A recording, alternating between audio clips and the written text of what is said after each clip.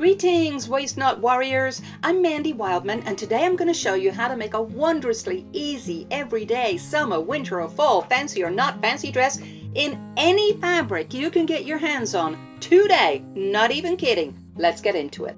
So you're going to need a sheet, a tape measure, some scissors, a sewing machine and thread, and something to mark your fabric with, a pencil or a washable marker. Now you don't have to use a sheet to make this dress. You could use a big tablecloth or some leftover fabric from another project, or even a set of curtains. If you love the fabric, it's fair game for this project. So you guys know me. I like bright, loud colors. So when I scored this sunny, flowery vintage sheet in a recent haul, if you saw that video, it was love at first sight. This sheet was 96 inches by 82 inches. I laid it out flat and trimmed the 82-inch side down to 60 inches. I stared at it looking for some inspiration, and after a few minutes I began to see, in my head, don't laugh, the shape of an angel. The pure simplicity of that shape inspired me, and I got excited. I folded the sheet in half again, horizontally this time, so I had a fold on one side and 4 layers of fabric on the other side. To make the neckline, I measured 3.5 inches in from the corner where the folds met, and I marked it. Then I measured 8 inches down the folded side, and I marked that. Then I cut it to make a V-neck. Now if you don't want a V-neck at the back, just cut one layer. Next I measured my chest and came up with 44 inches. Well, that's a bit bigger than I'd like it to be, but there it is. I added a couple of inches for wiggle room. Oh, I like my clothes baggy. And some room for the seam allowance, and landed on a measurement of 48 inches. So, armed with my baggy bust measurement, I divided it by 4, which gave me a magic number of 12. Next, I measured the distance from the middle of my shoulder to just below my armpit. My number came to 12 because, again, I like stuff baggy. You do you, but don't make it too tight or you'll cry. Here's what you're going to do. Mark a point on your fabric 12 inches down from the top fold and 12 inches in from the folded side of your fabric, not the 4 layers side. Now, making sure your fabric's not flying all over the place, pin it if you need to. Make your first cut from the layers side to that 12-inch mark. You're nearly there, just one more cut to go. Next, just fold over the fabric from the 12-inch spot you just cut to, all the way to the bottom corner of your folded fabric, like this, and cut that part off. And see? See that? You see it? Doesn't it look like an angel? Open it up and sing a happy song. You're almost there. Next, we're going to sew up the 2 sides with a straight stitch first and then a zigzag to keep things neat and tidy. So you could just sew up both sides, and if you don't care about raw edges, which I often don't, then you're all done. Yay! But with this one, I wanted to make it nice to wear in my shop, so I hunted for some cool contrasty fabric to finish it off with. And yay! Check this out!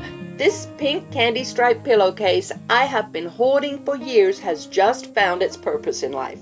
For the V-neck trim, I cut 2 pieces of the pillowcase 3 inches wide by 12 inches long. After that point, I was completely lost, so I went over to the Hello Sewing channel, one of my favorites, and watched sewing tip number 71, linked below.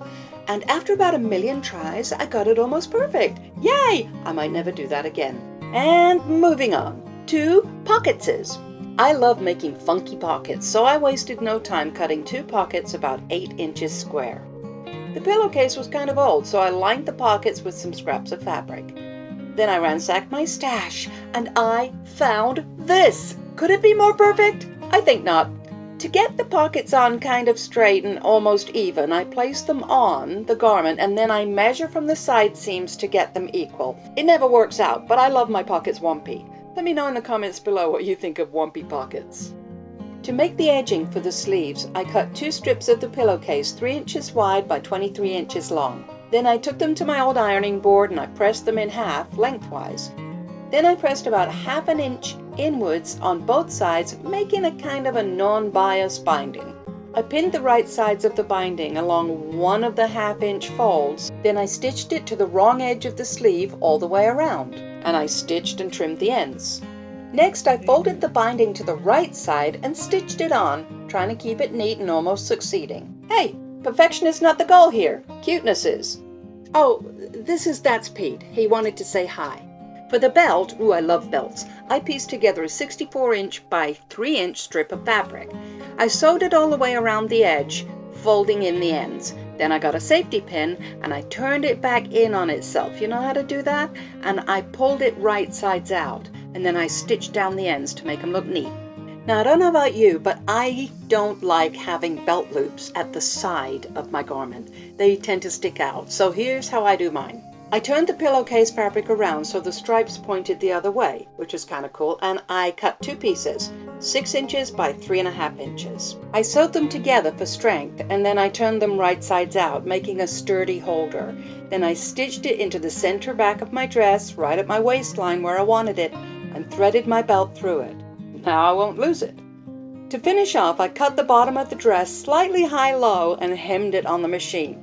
And we're done! So this is what you can make with an old pre-loved sheet. Once you've made a few of these, you're going to realize that you can make so many different garments with this non-pattern, a tunic or a jacket or even a wedding dress, and I'll show you how to make those later in the angel dress video series.